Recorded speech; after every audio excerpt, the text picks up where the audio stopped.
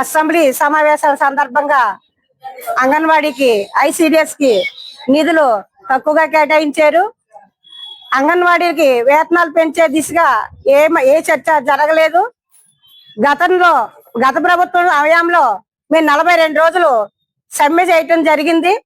ఆ సమ్మె కాలంలో సీఎం గారు మినిట్స్ కాపీ పొందుపరిచి ఉన్నారు.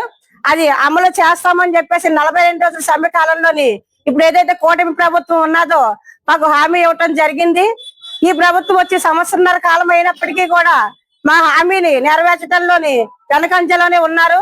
కాబట్టి అసెంబ్లీ సమావేశాల సందర్భంగా మాకు వేతనాలు పెంచాలని చెప్పేసి 23, 24 తేదీల్లోని ప్రాజెక్ట్ ఆఫీసుల వద్ద రాష్ట్ర వ్యాప్తంగా మేము సమ్మె నిర్వహిస్తూ ఉన్నాము.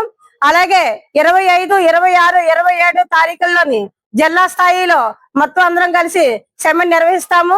ఈ అసెంబ్లీ సమావేశాల సందర్భంగా మాకు వేతనాలు పెంచకపోతే దీర్ఘకాలమైనటువంటి సమ్మెని చేస్తామని చెప్పేసి తెలియపరుచుకుంటున్నాం. ప్రాజెక్టు కార్యదర్శి